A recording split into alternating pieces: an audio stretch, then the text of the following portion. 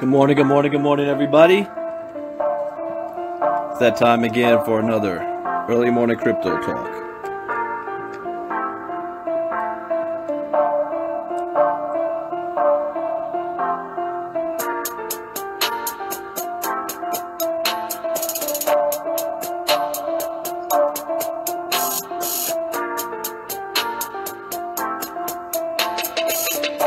What's going on, Shaq? Keith, what's happening? Calvin, Bill Childers, Mahfouz, welcome. John, Renee, welcome, welcome. We're going to get started in just a second here.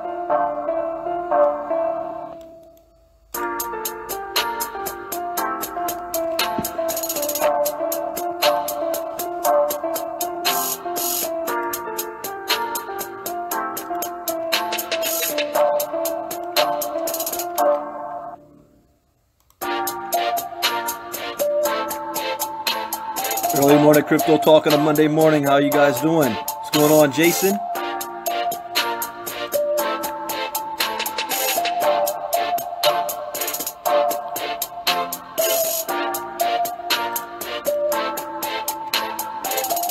Any of you guys struggle to get up this morning?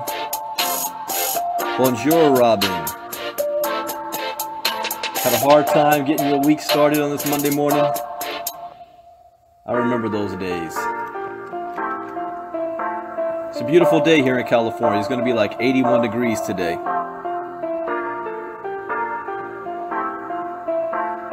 Good morning, Jeffrey.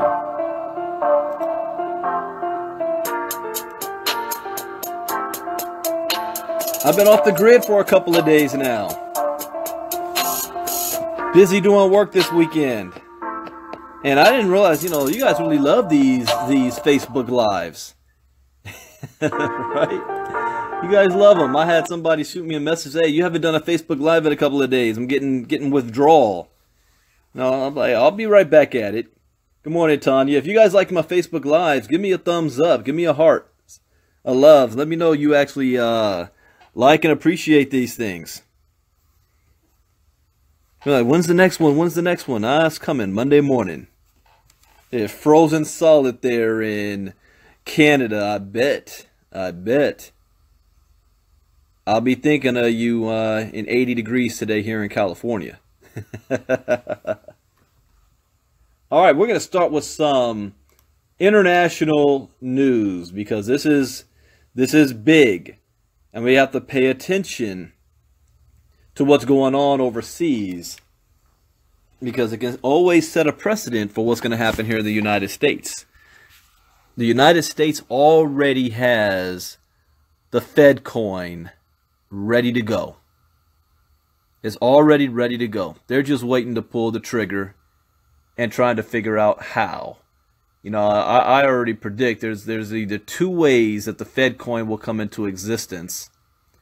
One will be in the U.S. government's attempt to try to ban all cryptocurrency, but at the same time introduce the Fed coin and switch people over to it and say we're also eliminating all of our paper money, cashless society. The other way, which I think is going to be the most realistic way, is that it will be forced upon us because of a tragedy. If there's one thing the United States is good at doing, and I don't even like to use the word exploit, I'll use the word take advantage. The United States government in its history has always been great at taking advantage of a crisis and turn it into our favor. Now, some could see that as that's just an American experience to rise from the ashes, to overcome our adversities. I like that one, capitalize. It's a good one to use. Whether it be a foreign attack on us, self-inflicted, false flag, I mean, it doesn't matter. We as Americans, despite our differences, in time of crisis, we always seem to come together. Especially when we could point the finger somewhere else as the enemy. It's when we got to look at to each other, we always have some issues. So here's how I predict the Fed coin will come into place and that it will be forced upon us. And I'm backed up by sources. Oh, and before I even begin, I am not a licensed financial advisor to be giving any financial advice. I read the news, I give my opinion, and I make suggestions. You take what I say and do your own research before you make any decisions on anything in the crypto space or dealing with finances. At the same time, if you're going to invest in the crypto world, number one, never invest money that you cannot afford to lose.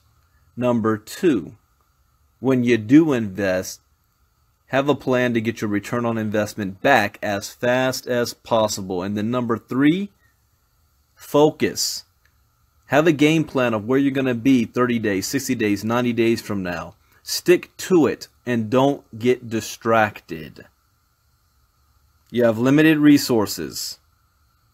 Once you've made your ROI back, you're playing with house money now. So you can always invest. All right, so let me continue with my prediction here. Here's my prediction. Hold on one second. Peter Blackwell wants to blow me up. Doing a Facebook Live right now. Please shoot him a message. Looking for Wednesday. If I don't answer, I will get blown up until I do answer. All right. So here's my prediction. Go on YouTube and look up a gentleman by the name of Doug Casey. He's one of the foremost futurist economic futurists in the United States. Most of his predictions always come true. He also brought up the Fed coin, but he said and this is the same thing I believe. The 2008 financial crisis wasn't the end. It was the beginning. It's like a hurricane. A hurricane is massive. That's correct, Doug Casey. A hurricane is massive. And it has these bars. You know, the bars of the hurricane that go around in a circle. He's still messaging me. Come on, Peter. I gotta ignore him. And you got these bars that are going around in circles. And when the hurricane makes landfall, it's the front of the bars that hit first. And as it continues to move, then you enter the eye of the storm. And the eye of the storm is where things are calm. It's like a bright sunny day. Does that mean the hurricane is finished? No, it's still moving. So 2008 was the beginning of the hurricane. The last few years we've been in the eye of the storm. And it's going to continue to move. Now when the first bars hit, how did we respond? The housing market collapsed. We lost our jobs. We lost 401k. We lost our savings. The banks and businesses that were too big to fail got bailed out by the government, but we didn't. You didn't get bailed out by the government. We're in the eye of the storm. Actually, we're on the tail end of the eye of the storm right now. And now we are about to hit the back end of the hurricane. And that's where the most damage is done. See, the front end weakened you up. It softened the land. The back end sweeps it away. We're not in a position to bail out banks and businesses like we were in 2008. That's not going to happen again. And for those of you that are not prepared for this, it is going to be like the Great Depression for you when this happens. So here's my prediction. There's going to be a run on the bank. Now there's only $2 trillion worth of physical cash around in circulation in the United States. Most US dollars is not even in the United States anyway. There's over $11 trillion in bank accounts in the United States. And when I say $2 trillion in cash in circulation, that means the physical money. If everybody were to run on the bank to pull out their money in their savings account and their checking account, there is not enough physical cash to go around. So the banks will lock their doors. They will close. Like it happened in Greece. Like it happened for a week in the UK. And you're not going to be able to get access to your money. And here's how the government is going to respond.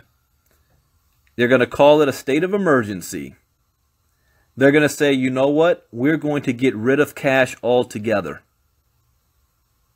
We're going to take over the banks for now. We're going to honor all the money in your bank accounts, maybe up to 50%. And the way we're going to honor it is we're going to issue guys what's called a Fed coin. Whether it's a debit card, a credit card, the mark of the beast, I don't know how they do it. But you're going to have some form of ID thingamajiggy that you're going to be able to use to buy and sell that's attached to the balance in your bank account that might be 50%, if not less. And the people will go for it. Why? Because they have no choice. If they want access to the money in their banks or whatever's left of it, they're going to be forced to have to use this new Fed coin. It'll be the new cashless society, pre-mined, controlled by the United States government. You won't have a choice because you won't be able to buy food or pay your bills because you don't have access to your bank accounts. All of your bank debit cards will no longer work. You won't be able to get cash out of the ATM machines. And the people that's really going to be hurt are those people who don't have bank accounts and they like to use their mattress as their bank or hold on to cash. Those who are unbanked are going to hurt the most because they won't be backed up by the federal government. The federal government won't honor that unless they have a program that says, like, you know, return guns program in different cities. If they say, bring your cash and we'll honor it into an account for your Fed coin, I seriously doubt they do that. But they could. So I went way off track, but I wanted to set up because Russia's the first. Although Russia is not waiting for a catastrophe to happen to do this. See, they don't need to. They're a communist nation. They just decide what they want to do and they do it. The people have no say-so. See, in the United States, we are so-called a democracy. So if we don't like something, we start running our mouths, we'll protest and vote somebody out of office. So it's going to take a catastrophe to happen in the U.S. for this to happen. But look at what's going on in Russia. Bill submitted to make crypto ruble legal tender in Russia. They're already doing it. The crypto ruble. So let's pay attention. What does this article say? A bill has been submitted to the Russian parliament to make the country's national cryptocurrency, the crypto ruble, legal tender in Russia. This bill was introduced as the finance ministry published a different bill for the regulation of cryptocurrencies and initial coin offerings in Russia. A draft law has been submitted to the State Duma by Parliament member Rizvan Kurbanov to introduce the national cryptocurrency, crypto ruble, as an official means of payment in Russia. The publication elaborated, the document proposals several amendments to the Russian Civil Code, which would make the crypto ruble a legal means of payment circulated nationwide. The bill was posted in the electronic database of the lower house of Parliament on January 25th. It proposes amending Article 140 of the Civil Code of the Russian Federation to include the crypto ruble on the list of legal means of payment in Russia. The crypto ruble is a digital financial asset, basically it's cryptocurrency,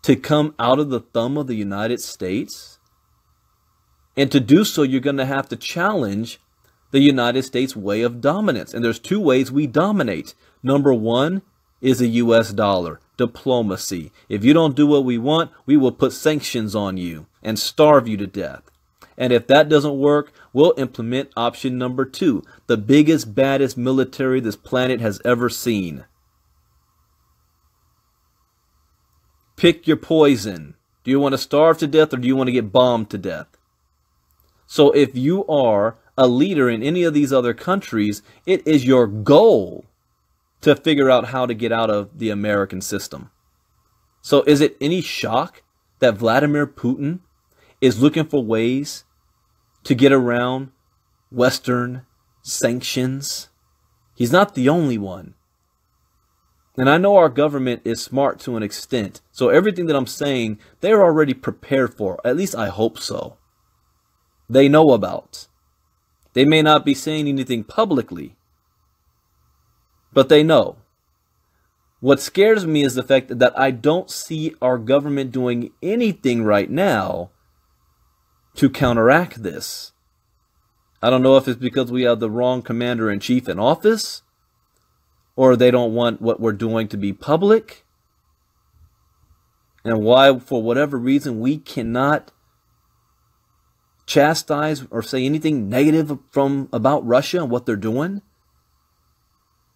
That's the biggest existential threat to the United States, when our enemy no longer fears us and fears our sanctions, and they feel free to do whatever they want in the world. How do you think World War I and World War II got started? I'm going way off track here. But this is why this is stuff we need to pay attention to. What happens when our enemies / competitors no longer fear the United States and Western sanctions, and they feel they can do whatever the heck they want to do to fulfill their goals, not the United States goals?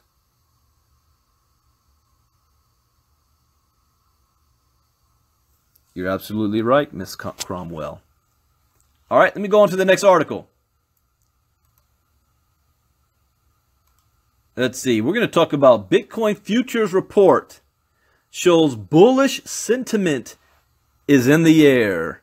Bullish sentiment. You guys, I mean, January, and really after Christmas,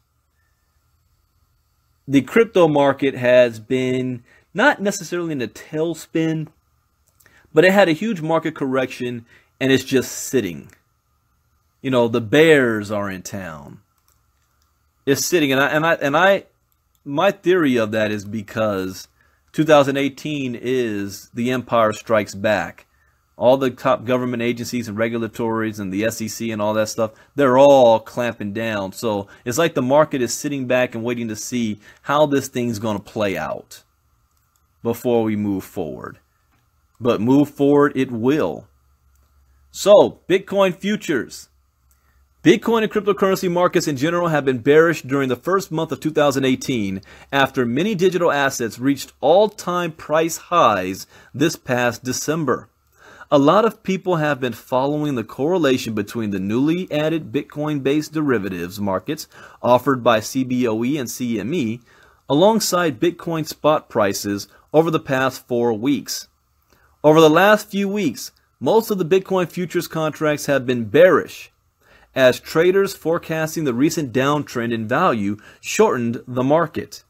However, according to recent data, Bitcoin futures bets are showing that a great majority of the contracts are betting long on Bitcoin's price, predicting that BTC's value will be rising shortly.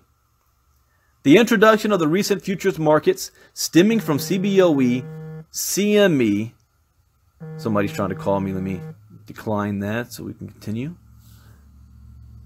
CBOE, CME have brought a lot of hype and overheated trading to cryptocurrency markets.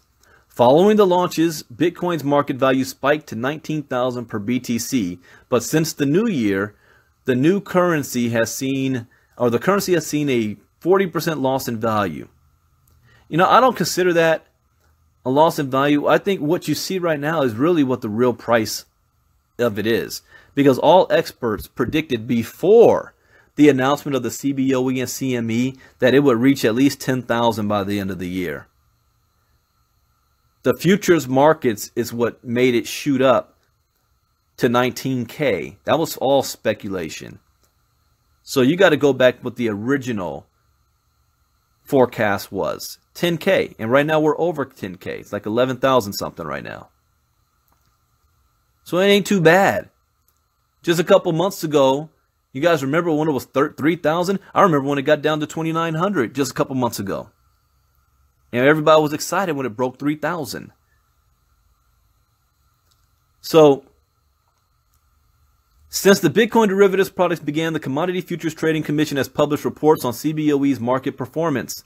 Since December, the CFTC's reports show that futures traders were betting against the price of BTC, indicating bearish sentiment, and spot prices followed the contract predictions.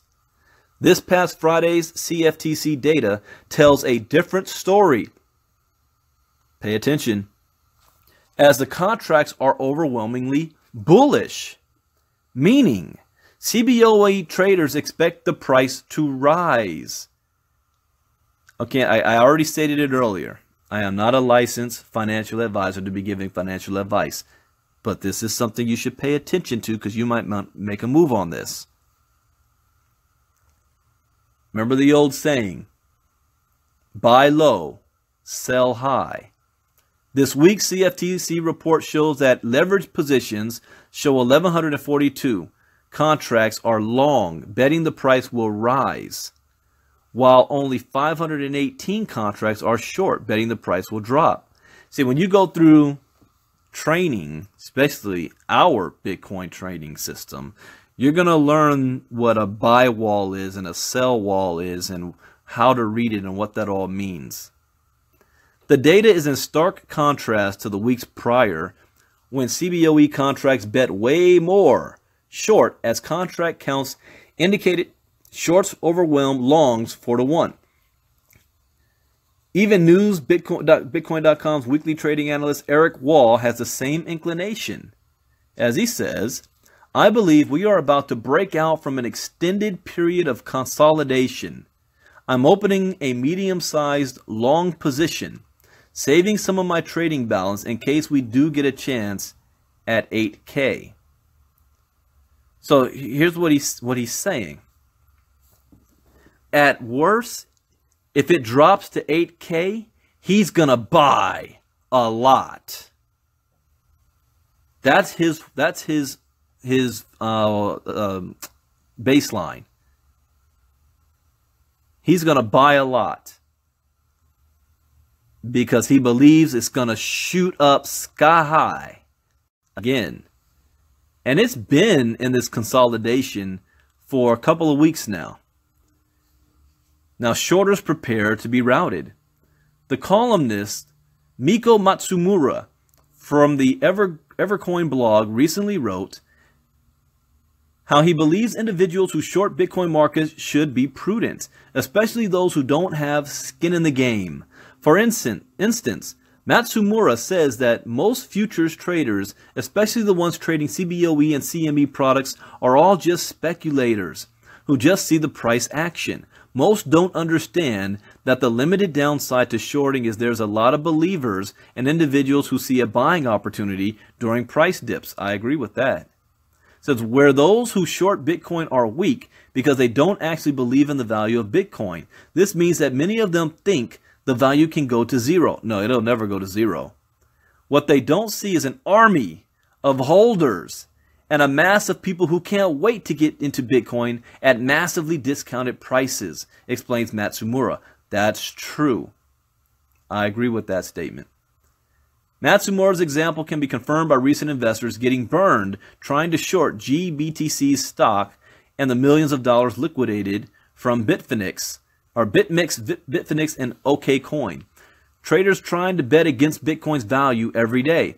At the moment, most leveraged traders are betting long across traditional crypto exchanges.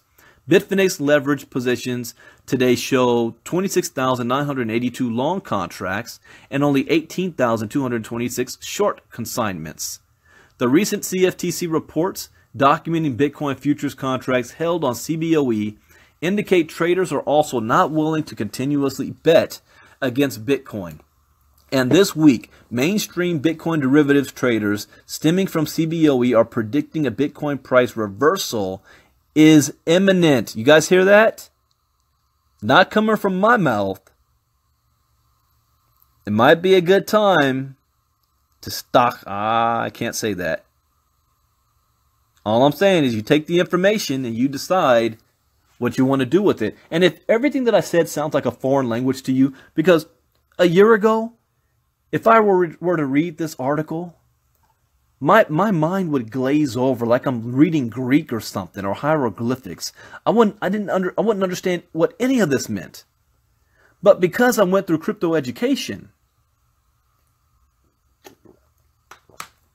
I know exactly what this means. I know how to read it. See, there's a difference between reading something and understanding what you read. So I can read this, I understand it, but I read it. I'm reading what the words mean, what the next course of action will say. Yeah, Jeremy said it, not me. I didn't say it. And this is exactly why we're launching our product very soon, so that I can read this article and you know what it means and you know what type of action you should take. Because this information I just read is going to make somebody $1 million. How do I know that for sure? Because when the market turns around and goes right back up, somebody, meaning a whole lot of people, are going to make a whole lot of money. If you know what to do with the information that I just shared. Let's go on to the last article. And this I want to find interesting because it's been a while since I've been hearing really about criminal activity within Bitcoin. And this article states that half of all Bitcoin transactions and 24% of its user base may be, all right, that's a key word right there, may be associated with crime. I think the article would have read differently if it said is associated with crime. So what are you speculating about here? Author is Rahul Nambiampurath. I'll put the link in the chat box. So let's see, what does he have to say? Is he creating FUD or is this legitimate? How you doing, Musa? I see you. All right, a new study published on January 24, 2018 has suggested that almost half, really, of all Bitcoin transactions till date have been used for illegal activity. I don't believe that. Half of all Bitcoin transactions are used for illegal. I don't believe that. So let's see what proof or what evidence is provided in this article. According to a research paper published by the University of Sydney, the University of Technology Sydney, and the Stockholm School of Economics, 1 in 4 Bitcoin users is associated with illegal activity. That's a big number to state because even the banks didn't say that. What's going on, Ray? So let's see. Bitcoin is an international currency that is not associated with any country or central bank. Bitcoin and other virtual currencies are based on the blockchain protocol, which provides pseudonymity. This way, the real identity of the sender and receiver are never publicly revealed. Some users who send or receive money in their digital wallets misuse these privacy-oriented features. How's that being misused? They're using it exactly for what it's for. Anonymity. So being anonymous is a crime now? According to the study, a rising number of transactions over the dark web are now using Bitcoin to transfer money. So, the dark net is a network similar to the internet with the bonus of greater anonymity, as it can only be accessed through particular communications protocols. Bitcoin has become a reliable, convenient, and scalable payment system for sending and receiving money over the dark web. So, cryptocurrencies have proven to be a boon for illegal trading activities. Hold up. 99% of all criminal activity is being used to the US dollar. Let's make sure that's understood here. All right, let's continue. A total of $8 billion is held by accounts involved in illicit activities. So, how much money is the bank sitting on in their illicit activities? Such users also made 36 million transactions per annum, amounting to a total of $72 billion. Okay, I'm going to back up. How can you prove that a total of $8 billion is held by accounts involved in illicit activities? What illicit activities? Be specific. You know, you can't let them get away with just saying some vague nonsense. Illicit activities, like what? Buying weed? Well, cannabis has been legalized in many states. What other illicit activity are they doing?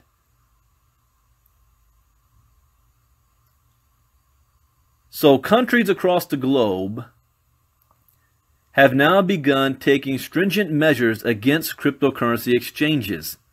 Central banks are also trying to regularize and streamline Bitcoin transactions while making sure that investors are paying all relevant taxes. That's true.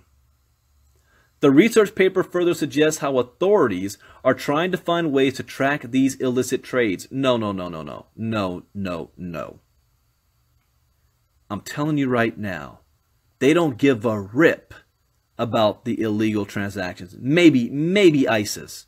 What they care about is they want to know who is moving money, who has money for the sole purposes of tax evasion. That's why they're doing it in the name of cybersecurity and illicit activity and crime, because that's what you think they're supposed to do. That goes over well with the public.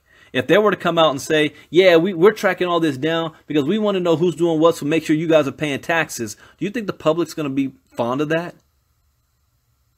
Especially in the West, where we think that we have freedom, privacy.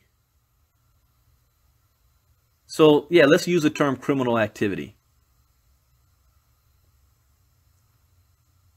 So, the research paper further suggests how authorities are trying to find ways to track these illicit trades. Most honest people involved in trading cryptocurrencies are either speculative traders or investors, hopeful of selling the asset at a higher price than what they bought in at. Accounts or wallets belonging to such individuals tend to hold positions for longer durations. That's true. There's really only 3 ways for you to capitalize on crypto. I'm going to give you the basics, but you're going to have to get the details, join our trading platform when we launch. But here's the basics. Number 1, buying and hold. Number 2, mining. And number 3, trading. But if you want to know any details about that, you know, we got our platform coming up very soon. All right, let me continue here. The shady accounts, on the other hand, repeatedly trade in smaller transactions with the same accounts. These accounts have low balances and also transfer money to a bank account immediately after receiving it from somewhere else. South Korea, one of the early adopters of blockchain technology and also home to many virtual currency miners and traders, has already started taking steps to regularize Bitcoin. South Korean authorities had even raided cryptocurrency exchanges to obtain tax information regarding their users. China has banned its citizens from both trading and mining cryptocurrencies and also from participating in initial coin offerings. The research paper, co-published by Sean Foley, Jonathan Carlson, and Talis J. Putnins, stated, illegal users are estimated to control around 38.21% of Bitcoin addresses and account for about 1/5 of the dollar volume of Bitcoin transactions. In dollar terms, illegal users conduct approximately $378 billion worth of Bitcoin transactions. Again, they're not being specific of what illegal conduct. Because illegal users account for a larger share of transactions than their share of dollar volume, they tend to make smaller value transactions than legal users. I'm skeptical on this. I think that they're pulling a fast one. I think they're pulling a fast one on here. Remember what I said, what a government does to try to control something. Number one, they criminalize it. Number two, they attempt to ban it. And if all else fails, they go the Ronald Reagan way. Regulate and tax it to death. And attempt to co-opt it. So they're doing this with the idea of, oh yeah, illegal activity. Not one shred of evidence they've shown of what illegal activity has taken place. The only thing they've said is, oh, we just noticed that some accounts is kind of like routine. They're taking money from one account to another, and then small transactions is being immediately transferred to the bank. And this is a consistent thing, like clockwork. Does that mean it's illegal? No. They're assuming it is. But it's an interesting article. Oh, it's almost finished here. One last paragraph. The authors of the study devised their own formula to detect illegal transactions on the Bitcoin network and proposed future research to study the wider informal market using their methods. By including the street as well as online, they suggest it is possible to uncover whether there is a migration away from street-level crime to cybercrime, or whether this just represents a general expansion. Oh, right there. Is this a migration away from street-level crime to cybercrime, or, and this is the last part of the entire article, whether this just represents a general expansion of the market? Yeah, I think that's what it represents. And why did it take you the whole doggone article to make that statement? That all of this probably even might be false because it just represents a general expansion of the market. No, no, no. They spent the entire article talking about illegal activity, illegal transactions, but not saying what is actually illegal. What's being bought here? If you think about it, what possible illegal activity can take place using Bitcoin? I don't know, maybe buying drugs, but I don't know too many drug dealers running around out there with their Bitcoin wallets. Okay, what other type of crime? Money laundering? Maybe, but again, if you're going to do money laundering, now you have to use physical cash, and you've got to transfer that cash from bank accounts into crypto. And people that have bank accounts is not anonymous, so you know who's transferring money from a bank account to a crypto account. And if you know who that is, then you can go and arrest them if you think illegal activity has taken place through those accounts. Weapons?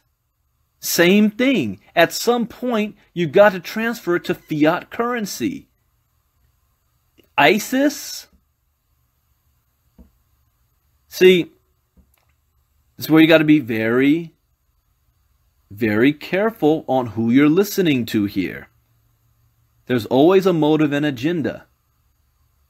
Including me. I have an agenda. What's my agenda? Only thing is I don't hide my agenda.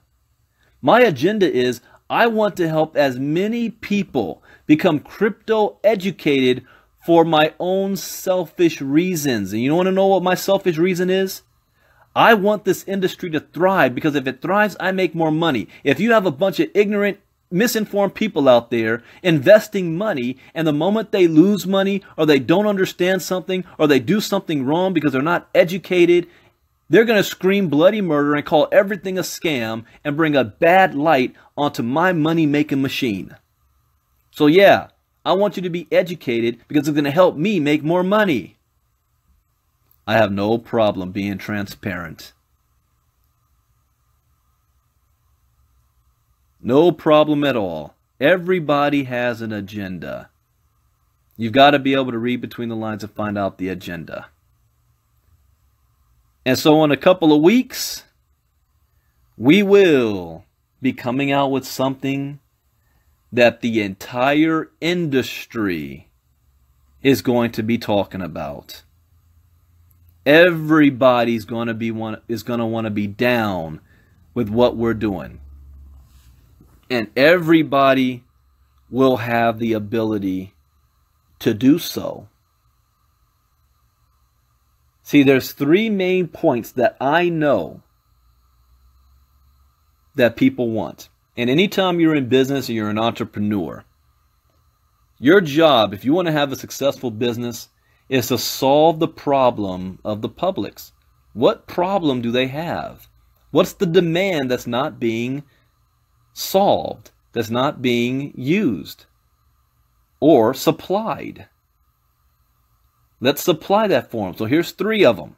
Number one, with more than 40% of Americans now being exposed to crypto and less than 5% actually owning it, the number one question is, what is Bitcoin? What is cryptocurrency? They're starving for information. And to tell somebody, just go to Google it or YouTube it, and for them to see 2 million hits pop up, it's overwhelming. A confused mind does nothing. People like to have their hand held. They like to be able to feel special. They like to have their own little warm, cozy blanket to spoon feed them information. So we're going to provide that for them. Number two, how do I make money off of this? How do I make money? And the best part of that is, how do I let my money make money for me passively? See, many of you in the crypto space have been spoiled now. So we're going to provide that. And then number three, demand. People want to be able to wake up, go to sleep at night and wake up in the morning knowing that their company and their money is still there. What good is it making $2,000 to $4,000 a day and you're waking up at 3 in the morning checking your account just to make sure, because Asia's awake, that nothing crazy happened while you were asleep? Peace of mind, knowing that it is 100% SEC compliant. Those are the top 3 demands that I know people are looking for in the crypto space, especially in the United States. And we are supplying the solution for all 3 of those questions. Now, we haven't talked about details. That's going to be coming, but you can get yourself positioned. I've been making a list now for almost a month. Yeah, about a month. I've been making a list. So if you want to know more information, there's other steps you got to take, like an NDA you have to sign if you do want to know some details. So send me a private message if that's you, that you want to know more details, you want to get on the list. And in saying so, I understand that there's many people that listen to my Facebook Live and far more that listen to the recordings. They don't come on my live because they don't want me to see their name pop up, but I know they're listening to the recording. And they're sharing it with their teams. There's a reason why I never publicly talk about a company or share links publicly, because I want to be respectful to other leaders out there. We are not in the business.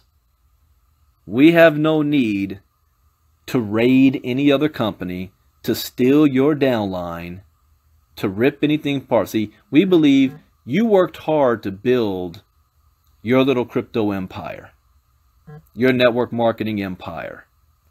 We want you to keep it.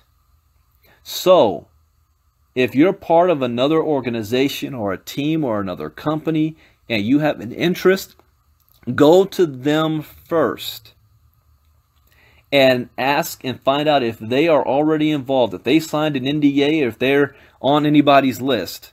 Go to them first. If they say no, then you can come to us. And everybody that I have on my list, when the time is right, I'm going to make a video and send it out to all of you. And even in that video, I'm still not going to send my link. I'm going to say the same information to make sure, because we believe in the chain of command. I do not want to get phone calls or messages, "Oh, you stole somebody from my team." When in reality, that person really didn't want to sign up with you anyway. But we want to be respectful. Do things the right way. I'm not a hype guy. I never have been.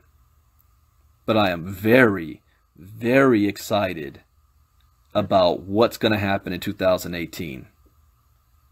So with that, you guys enjoy the rest of your day. This is Monday morning. Don't be sad. It's the beginning of a new week, beginning of a new adventure. And you ask yourself, what are you going to do this week to be in a better position by Friday? Don't come Friday and you're in the same exact position that you were on Monday. It doesn't mean you actually made more money. Did you learn anything new? Are you expanding? Every day you should be learning. Every day I'm learning. There is no such thing as a cryptocurrency expert, because tomorrow new information has come out and that so-called expert needs to learn something new. That's why I do 2 Facebook Lives on average a day, because new information is constantly coming out. That's why our new platform is always going to have updated new content, because the markets are always changing that we have to address. And that's not even as great as the education side is. That's going to represent, I don't know, 25% of the true value of what we're doing. And that's all I can say for now. So with that, thank you guys for joining us. I will see you tonight on Late Night Crypto Talk if there's more important information that comes down. I had an article here about Steve Wozniak, who's starting to bail on Bitcoin, which I think he'll flip-flop again like Jamie Dimon is doing.